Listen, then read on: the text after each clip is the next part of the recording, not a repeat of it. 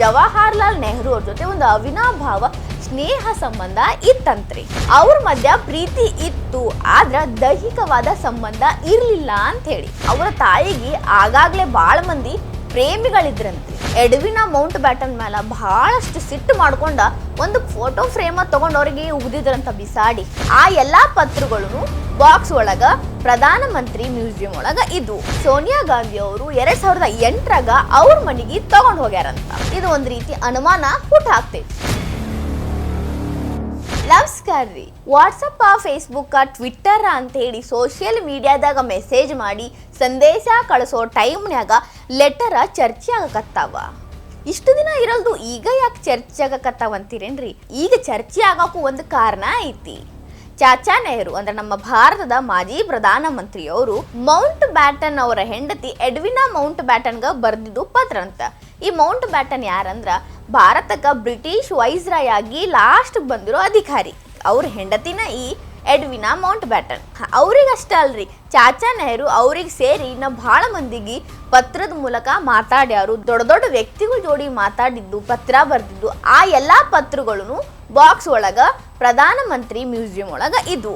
ಹಿಂದ ಇದು ನೆಹರು ಮ್ಯೂಸಿಯಂ ಅಂತ ಕರೆಸ್ಕೋತಿತ್ತು. ಈಗ ಇದಕ್ಕ ರೀನೇಮ್ ಮಾಡ್ಯಾರ, ಪ್ರಧಾನಮಂತ್ರಿ ಮ್ಯೂಸಿಯಂ ಅಂತ ಹೇಳಿ. ಅದ್ರಾಗ 58 ಲೆಟರ್ ಬಾಕ್ಸ್ಗಳನ್ನ ಸೋನಿಯಾ ಗಾಂಧಿ ಅವರು 2008ರಾಗ ಅವ್ರ ಮನೆಗೆ ತಗೊಂಡ್ ಹೋಗ್ಯಾರಂತ. ಅದ್ರಾಗ ಬರೀ ಎಡ್ವಿನ್ ಅವರು ಅಷ್ಟೇನಿರ್ಲಿಲ್ಲ, ಎಲ್ಲಾರು ಇದ್ದು. ಈ ಸಂಬಂಧ ರುಜ್ವಾನ್ ಖಾದ್ರಿ ಅವರು, ಇವರು ಪ್ರಧಾನಮಂತ್ರಿ ಮ್ಯೂಸಿಯಂನ ಡೈರೆಕ್ಟ್ರು, ಹಂಗ ಇತಿಹಾಸಕಾರರು ಕೂಡ. ಅವ್ರೇನ್ ಮಾಡ್ಯಾರ ಅಂದ್ರ ಸೋನಿಯಾ ಗಾಂಧಿ ಅವ್ರಿಗೆ ಆ ಲೆಟರ್ಗಳನ್ನ ಮ್ಯೂಸಿಯಂಗ ವಾಪಸ್ ಕೊಡ್ರಿ ಅಂತ ಲೆಟರ್ ಬರ್ದಿದ್ರು. ಲೆಟರ್ ವಾಪಸ್ ಕೊಡ್ರಿ ಅಂತ ಲೆಟರ್ ಬರ್ದಿದ್ರು, ಕನ್ಫ್ಯೂಸ್ ಆಗ್ಬೇಡ್ರಿ. ಇನ್ನ ಅವ್ರು ಅದಕ್ಕೇನು ಪ್ರತಿಕ್ರಿಯೆ ಕೊಟ್ಟಿಲ್ಲ, ಏನು ಮಾತಾಡೇ ಇಲ್ಲ. ಅದಕ್ಕೆ ಈಗ ಇವರು ಯುವರಾಜ ರಾಹುಲ್ ಗಾಂಧಿ ಅವ್ರ ಸಹಾಯ ಕೇಳಕತ್ತಾರ.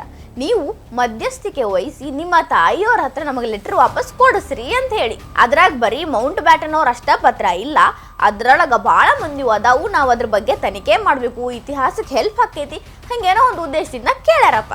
ನೋಡ್ಬೇಕು ರಾಹುಲ್ ಗಾಂಧಿ ಅವ್ರು ಇಸಿದು ಕೊಡ್ತಾರೋ, ಇದ್ರ ಬಗ್ಗೆ ಇನ್ನೇನು ಮಾತಾಡಲ್ದ ಅವರು ಸುಮ್ಮಿರ್ತಾರೋ ಗೊತ್ತಿಲ್ಲ. ಒಟ್ಟ ಸುದ್ದಿ ಇಷ್ಟ ಐತ್ ನೋಡ್ರಿ. ಈಗ ಇನ್ನ ಈ ಸುದ್ದಿ ಒಂದ್ ಕಡೆ ಇಡೋನು. ಖರೆ ಈ ಎಡ್ವಿನ್ ಮೌಂಟ್ ಬ್ಯಾಟನ್ ಯಾರು ಅಂತ ನೋಡೋನು. ಅವಾಗ ಹೇಳಿದ್ನಿ 1940ರಾಗ ಕೊನೆಯ ವೈಸ್ರಾಯ್ ಆಗಿ ಮೌಂಟ್ ಬ್ಯಾಟನ್ ಬಂದಿದ್ರು. ಲೂಯಿಸ್ ಮೌಂಟ್ ಬ್ಯಾಟನ್ ಅವ್ರ ಹೆಂಡತಿ ಎಡ್ವಿನ್ ಮೌಂಟ್ ಬ್ಯಾಟನ್. 1947ರಾಗ ಲೂಯಿಸ್ ಮೌಂಟ್ ಬ್ಯಾಟನ್ ಬ್ರಿಟಿಷ್ ಕೊನೆಯ ವೈಸ್ರಾಯ್ ಆಗಿ ಭಾರತಕ್ಕೆ ಬರ್ತಾರ. ಅವ್ರ ಜೋಡಿ ಎಡ್ವಿನ್ ಮೌಂಟ್ ಬ್ಯಾಟನ್ ಅವ್ರ ಹೆಂಡತಿನೂ ಕರ್ಕೊಂಡ್ ಬರ್ತಾರ. Mister and Mrs Mount baton ಇಬ್ಬರು ಜವಾಹರ್ಲಾಲ್ ನೆಹರು ಅವ್ರ ಜೊತೆ ಒಂದು ಅವಿನಾಭಾವ ಸ್ನೇಹ ಸಂಬಂಧ ಇತ್ತಂತ್ರಿ. ಅವಾಗ ಪ್ರಧಾನಮಂತ್ರಿ ಆಗಿದ್ರು ಚಾಚಾ ನೆಹರು ಅವರು, ಹಿಂಗಾಗಿ ಅವ್ರ ಮಧ್ಯೆ ಒಂದು ಒಳ್ಳೆ ಸಂಬಂಧ ಇರಬಹುದ್ರಿ. ಈ ಹಿಂದೂ ಎಡ್ವಿನ್ ಮೌಂಟ್ ಬ್ಯಾಟನ್ ಮತ್ತ ಜವಾಹರ್ಲಾಲ್ ನೆಹರು ಅವ್ರ ಮಧ್ಯೆ ಒಂದು ಪ್ರೀತಿ ಸಂಬಂಧ ಇತ್ತು, ಅವರಿಬ್ಬರು ಲವ್ವರ್ಸ್ ಅಂತೆಲ್ಲ ಮಾತುಗಳು ಕೇಳಿ ಬಂದಿದ್ದು. ಖರೆ ಅದು ಇತ್ತೋ ಇಲ್ಲೋ ಗೊತ್ತಿಲ್ಲ, ಆದ್ರ ಅವ್ರಿಬ್ಬರ ಮಧ್ಯೆ ಒಂದು ಅವಿನಾಭಾವ ಸಂಬಂಧ ಅಂತೂ ಇದ್ದಿದ್ದ ಕರೆ ಐತ್ರಿ.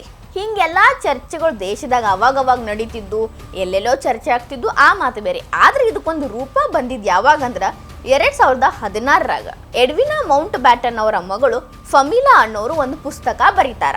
ಆ ಪುಸ್ತಕದ ಹೆಸರು daughter of empire, life as a Mount baton ಅಂತ ಹೇಳಿ. ಅದ್ರಾಗ ಅವರೇ ಬರೀತಾರ ಅವರ ತಾಯಿ ಬಗ್ಗೆ ಮತ್ತು ನೆಹರು ಅವ್ರ ಬಗ್ಗೆ. ನಮ್ಮ ತಾಯಿ ಮತ್ತು ಚಾಚಾ ನೆಹರು ಅವ್ರಿಗೆ, ತಾಯಿ ಅಂದ್ರೆ ಎಡ್ವಿನ್ ಮೌಂಟ್ ಬ್ಯಾಟನ್, ಅವ್ರ ಮಧ್ಯ ಪ್ರೀತಿ ಇತ್ತು, ಆದ್ರ ದೈಹಿಕವಾದ ಸಂಬಂಧ ಇರ್ಲಿಲ್ಲ ಅಂತ ಹೇಳಿ. ಅವ್ರಿಬ್ಬರದು ಪ್ರೀತಿ ಊಹೆಗೂ ಮೀರಿದ್ದು, ಯಾರು ಅದನ್ನ ಅರ್ಥ ಮಾಡ್ಕೊಳಕ ಆಗಂಗಿಲ್ಲ, ಅಂತದೊಂದು ಪ್ರೀತಿ ಇತ್ತು ಅಂತ ಬರೆದ್ರು. ಅವ್ರು ಬರ್ದಿದ್ದು ದೇಶದಾಗ ಎಲ್ಲ ಕಡೆ ಚರ್ಚೆ ಆಗಕತ್ತು. ನಿಜ ಅವ್ರಿಬ್ಬರ ಮಧ್ಯ ಪ್ರೀತಿ ಇದ್ದಿದ್ ನಿಜ. ನೆಹರು ಚಾಚಾ ಮತ್ತು ಎಡ್ವಿನ್ ಮೌಂಟ್ ಬ್ಯಾಟನ್ ಮಧ್ಯ ಪ್ರೀತಿನ ಇತ್ತು ನೋಡ್ರಿ ಅಂತೆಲ್ಲ ಮಂದಿ ಮಾತಾಡಕತ್ರು. ಮಂದಿಗೆ ಅಷ್ಟ ಸಿಕ್ಕರೆ ಸಾಕಲ್ಲೇನ್ರಿ? ಫಮಿಲಾ ಮೌಂಟ್ ಬ್ಯಾಟನ್ ಅವರು ಇದನ್ನ ಮುಂದುವರೆದು ಬರೀತಾರ. ಅವ್ರ ತಾಯಿ ಸೌಮ್ಯ ಸ್ವಭಾವದವರು, ಜಾಸ್ತಿ ಮಾತಾಡ್ತಿರ್ಲಿಲ್ಲ ಅಂತ್ರಿ. ಹಂಗ ಅವರು ಚಾಚಾ ನೆಹರು ಜೊತೆ ಬಹಳ ಕ್ಲೋಸ್ ಆಗಿದ್ರಂತ್ರಿ. ಆಮೇಲೆ ಅವ್ರು ಇನ್ನೂ ಮುಂದುವರೆದು ಬರೀತಾರ, ಅವರ ತಾಯಿಗೆ ಆಗಾಗ್ಲೇ ಬಹಳ ಮಂದಿ ಪ್ರೇಮಿಗಳಿದ್ರಂತ್ರಿ. ಈ ವಿಷಯದ ಬಗ್ಗೆ ಲೂಯಿಸ್ ಮೌಂಟ್ ಬ್ಯಾಟನ್ ಅವ್ರಿಗೂ ಗೊತ್ತಿತ್ತಂತ್ರಿ. ಅಂದ್ರ ಫಮಿಲಾ ಅವ್ರ ತಂದೆಗೂ ಗೊತ್ತಿತ್ತಂತ್ರಿ. ಆ ಮೊದಲಿಗೆ ಈ ವಿಷಯ ಗೊತ್ತಾದಾಗ ಒಂದಿಟ್ಟು ಶಾಕ್ ಆಗಿದ್ರಂತ, ಬೇಜಾರು ಆಗಿದ್ರಂತ. ಆಮೇಲೆ ಇದನ್ನ ಅವ್ರ ಅಭ್ಯಾಸನೂ ಮಾಡ್ಕೊಂಡಿದ್ರಂತ. ಆದ್ರ ನೆಹರು ಅವರು ಮತ್ತ ಎಡ್ವಿನ್ ಮೌಂಟ್ ಬ್ಯಾಟನ್ ಅವರ ಜೊತೆ ಈ ಸ್ನೇಹ ನೋಡಿ ಅವ್ರು ಯಾವುದೋ ಒಂದು ಮಾತು ಮಾತಾಡ್ತಿರ್ಲಿಲ್ಲಂತ್ರಿ. ಅಷ್ಟ ಅಲ್ರಿ, ಲೂಯಿಸ್ ಮೌಂಟ್ ಬ್ಯಾಟನ್ ಅವರು ಸ್ವತಃ ತಮ್ಮ ಬಾಯಿಂದ ತಮ್ಮ ದೊಡ್ಡ ಮಗಳು ಪ್ಯಾಟ್ರಿಷಿಯಾಗ ತಾವ ಹೇಳಿದ್ರಂತ. ಏನಂತ ಹೇಳಿದ್ರಂದ್ರ, she and Nehru are so sweet together, they really doted on each other ಅಂತ ಹೇಳಿದ್ರಂತ. ಹಿಂಗಂದ್ರ ಅವರಿಬ್ಬರು ಜೊತೆ ಚಂದ ಕಾಣಿಸ್ತಾರ, ಅವರಿಬ್ಬರು ಒಬ್ರಿಗೊಬ್ರನ್ನ ಹುಟ್ಟ್ಯಾರು ಅನ್ನೋ ಹಂಗ ಅದಾರ ಅಂತ ಅಂದಿದ್ರಂತ. ತಮ್ಮ ಹೆಂಡತಿ ಬಗ್ಗೆನ ತಾವು ನೆಹರು ಅವ್ರ ಜೋಡಿ ಹೋಲಿಸಿ ಹಿಂಗೆ ಮಾತಾಡಿದ್ರಂತ. ನೆಹರು ಅವ್ರ ಸೆಕ್ರೆಟರಿ ಆಗಿದ್ದ KF ರುಸ್ತುಂಜಿ ಅವರು ಐ ವಾಸ್ ನೆಹರು ಶ್ಯಾಡೋ ಅಂತ ಒಂದು ಬುಕ್ ಬರ್ದಾರ. ಅದ್ರಾಗ ಹಿಂಗತ ಬರ್ದಾರ, ನೆಹರು ಚಾಚಾ ಮತ್ತು ಎಡ್ವಿನ್ ಅವ್ರ ನಡಬರ್ಕ ಒಂದು ಅವಿನಾಭಾವ ಸಂಬಂಧ ಇತ್ತಂತ್ರಿ. ಅಷ್ಟ ಹೇಳಂಗಿಲ್ರಿ, ಮುಂದವ್ರು ಹೇಳ್ತಾರ ಸರೋಜಿನಿ ನಾಯ್ಡು ಅವ್ರ ಮಗಳು ಪದ್ಮಜಾ ನಾಯ್ಡು ಅವ್ರ ಜೋಡಿನೂ ಚಾಚಾ ನೆಹರು ಅವ್ರಿಗೆ ಒಂದು ಅವಿನಾಭಾವ ಸಂಬಂಧ ಇತ್ತಂತ್ರಿ. ಇನ್ನ ಅಲೆಕ್ಸ್ ವಾರ್ನ್ ತಜ್ಮನ್ ಅನ್ನೋರು ಒಂದು ಬುಕ್ ಬರೀತಾರ, Indian summer the secret history of the end of an empire. ಅದ್ರಾಗ ಅವ್ರು ಬರೀತಾರು, ಒಂದು ಸಲ ಪದ್ಮಜಾ ನಾಯ್ಡು ಅವರು ಎಡ್ವಿನ ಮೌಂಟ್ ಬ್ಯಾಟನ್ ಮೇಲೆ ಬಹಳಷ್ಟು ಸಿಟ್ಟು ಮಾಡ್ಕೊಂಡ ಒಂದು ಫೋಟೋ ಫ್ರೇಮ ತಗೊಂಡು ಅವ್ರಿಗೆ ಉಗ್ದಿದ್ರಂತ ಬಿಸಾಡಿ. ಅಷ್ಟು ಸಿಟ್ಟಿತ್ತಂತ, ಯಾಕಿತ್ತೋ ಏನೋ ಇತ್ತಂತ ಬರ್ದಾರ. ಅವ್ರು ಇನ್ನೂ ಒಂದು ಬರ್ದಾರ, ಚಾಚಾ ನೆಹರು ಅವ್ರಿಗೆ ಬುದ್ಧಿವಂತ ಮಹಿಳೆಯರಂದ್ರ ವಿಶೇಷವಾದ ಕಾಳಜಿ ಇತ್ತಂತ. ಇನ್ನ ಕಾಂಗ್ರೆಸ್ನ ಮೇರು ನಾಯಕ ಶ್ರೀ ಮೌಲಾನಾ ಅಬುಲ್ ಕಲಾಂ ಆಜಾದ್ ತಮ್ಮ ಆಟೋಬಯೋಗ್ರಫಿ ಒಳಗ ತಾವು ಬರ್ದಾರೆ ಇದ ವಿಷಯದ ಬಗ್ಗೆ. ಏನಂದ್ರ, ನೆಹರು ಚಾಚಾ ಅವ್ರ ಮ್ಯಾಲ ಲೇಡಿ ಮೌಂಟ್ ಬ್ಯಾಟನ್ ಅವರ ಪ್ರಭಾವ ಇತ್ತಂತ ಹೇಳಿ ಬರ್ದಾರ. ಹಿಂಗ ಒಬ್ಬೊಬ್ರು ಒಂದೊಂದು ರೀತಿ ಬರ್ದಾರ.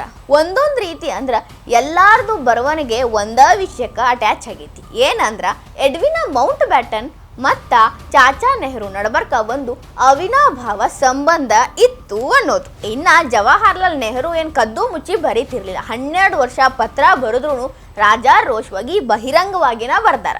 ಇದ್ರ ಬಗ್ಗೆ ನಮಗೆಲ್ಲನೂ ಗೌರವ ಇರಬೇಕು. 1960ರಾಗ ಎಡ್ವಿನ ಮೌಂಟ್ ಬ್ಯಾಟನ್ ಅವರು ಸಾವನ್ನಪ್ತಾರ. ಆ ಸಂದರ್ಭದಾಗ ಅವ್ರ ಮಂಚದ ಮ್ಯಾಲ ಏನಿದ್ದು ಹೆಚ್ಚಿಗೆ ಅಂದ್ರ ಜವಾಹರ್ಲಾಲ್ ನೆಹರು ಅವರು ಬರೆದಿರೋ ಪತ್ರಗಳಿದ್ದು. ಅವು ಎಷ್ಟು ಸೇಫ್ ಆಗಿ ಒಂದು ರಿಬ್ಬನ್ಲೆ ಕಟ್ಟಿ ಒಂದು ಬಾಕ್ಸ್ ಒಳಗೆ ನೀಟಾಗಿ ಇಟ್ಟಿದ್ದು. ಅಂದ್ರೆ ಅವ್ರಿಗೆ ನೆಹರು ಅವ್ರ ಮೇಲೆ ಎಷ್ಟು ಗೌರವ ಇತ್ತು ಅನ್ನೋದು ಆ ಒಂದು ದೃಶ್ಯ ತೋರಿಸ್ತಿತ್ತು ನೋಡ್ರಿ. ಅಷ್ಟೇ ಯಾಕ್ರಿ, ಚಾಚಾ ನೆಹರು ಅವರ 1947ರಾಗ ಬ್ರಿಟಿಷರು ಭಾರತ ಬಿಟ್ಟು ಹೋಗ್ಬೇಕಾದ್ರ ಬೀಳ್ಕೊಡುಗೆ ಭಾಷಣ ಮಾಡಿದ್ರು. ಅದ್ರಾಗ ಅವ್ರು ಮಾತಾಡಿದ್ದ ಮಾತುಗಳ ಹೇಳ್ತೀನಿ ಕೇಳ್ರಿ. ಎಡ್ವಿನ ಮೌಂಟ್ ಬ್ಯಾಟನ್ ಅವರು ಮಾತೃ ಹೃದಯ ಅಂತ, ಹೋದಲ್ಲೆಲ್ಲ ಒಂದು ರೀತಿ ನೆಮ್ಮದಿ, ಹೆಚ್ಚಿಗೆ ಆಶಾಭಾವ ಮೂಡೋ ಹಂಗ ನೋಡ್ಕೋತಿದ್ರಂತ. ಇದ್ರಿಂದನ ನೀವು ಇಲ್ಲಿ ಇದ್ದಾಗ ಆತು ಅಥವಾ ನಮ್ಮ ದೇಶ ಬಿಟ್ಟು ಹೋದ್ರೂ ಆತು, ಮಂದಿಗೆ ನೀವಿಲ್ಲಂತ ದುಃಖ ಆದ್ರೂ ಆಶ್ಚರ್ಯ ಪಡಬೇಕಾಗಿಲ್ಲ ರೀ ಅಂತ ಹೇಳಿದ್ರಂತ್ರಿ ಸೀದಾ ಭಾಷಣದಾಗ. ಏನೋ ಇಷ್ಟೆಲ್ಲ ಮಂದಿ ತಮ್ಮ ತಮ್ಮ ಬುಕ್ ಒಳಗೆ ಬರ್ಕೊಂಡಾರ. ಸ್ವತಃ ಎಡ್ವಿನ ಮೌಂಟ್ ಬ್ಯಾಟನ್ ಅವರ ಮಗಳೂ ಹಿಂಗ ಬರ್ದಾರ. ನೆಹರು ಚಾಚಾನು ಅವ್ರು ಹೋಗ್ಬೇಕಾದಾಗ ಹಿಂಗೆಲ್ಲ ಮಾತಾಡ್ಯಾರ. ಅದನ್ನೆಲ್ಲ ನೋಡಿದ್ರ ಅವರಿಬ್ಬರ ಮಧ್ಯೆ ಒಂದು ಅವಿನಾಭಾವ ಸಂಬಂಧ ಇದ್ದಿದ್ದಂತೂ ಖರೆ ಐತ್ರಿ. ಈಗ ವಿಷಯಕ್ಕೆ ಬರೋಣ.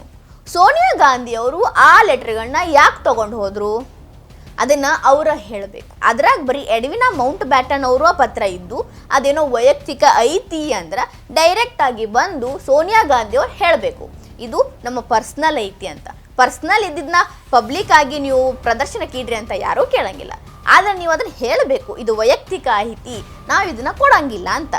ಇಲ್ಲಾಂದ್ರೆ ಇವು ಅಷ್ಟ ವೈಯಕ್ತಿಕ ಅದಾವು, ಉಳ್ದವ್ರು ಎಲ್ಲ ತಗೋರಿ ಅಂತ ಹೇಳ್ಬಹುದು. ಆದ್ರೆ ಇವ್ರು ಎರಡೂ ಮಾಡಿಲ್ಲ ಅಂದ್ರೆ ಇದು ಒಂದು ರೀತಿ ಅನುಮಾನ ಹುಟ್ಟಾಗ್ತೈತ್ರಿ. ಸೋನಿಯಾ ಗಾಂಧಿ ಅವ್ರು ಹೊತ್ಕೊಂಡು ಹೋಗಿರೋ 58 ಬಾಕ್ಸ್ ಲೆಟರ್ ಒಳಗೆ ಸರೋಜಿನಿ ನಾಯ್ಡು ಅವ್ರ ಪತ್ರ ಅದಾವ, ಎಡ್ವಿನ ಮೌಂಟ್ ಬ್ಯಾಟನ್ ಅವ್ರ ಪತ್ರ ಅದಾವ, ಆಲ್ಬರ್ಟ್ ಐನ್ಸ್ಟೈನ್ ಅವ್ರ ಪತ್ರ ಅದಾವ.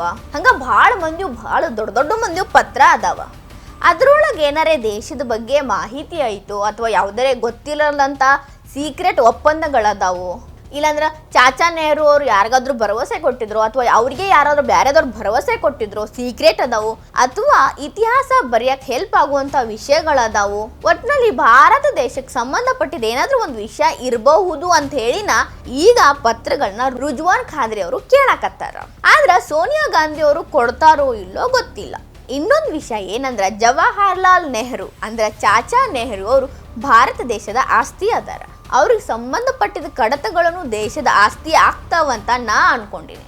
ನಾ ಏನು ಆ ಕಾಲದಾಗ ಹುಟ್ಟಿದಕ್ಕೆ ಅಲ್ಲ, ನಾ ಈಗ ಹುಟ್ಟಿ ಈಗ ಬೆಳೆದಕ್ಕೆ ಸಣ್ಣಕ್ಕಿದ್ದೀನಿ.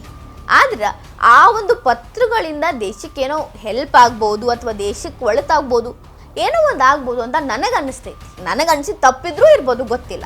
ಆದ್ರೆ ಆ ಪತ್ರಗಳನ್ನ ಸೋನಿಯಾ ಗಾಂಧಿಯವರು ವಾಪಸ್ ಕೊಡಬೇಕಾಗಿರೋದು ಅವ್ರ ಜವಾಬ್ದಾರಿ. ಇಲ್ಲಾಂದ್ರೆ ಅವು ಪರ್ಸ್ನಲ್ ಅದಾವಂತಾರೆ ಹೇಳಬೇಕು.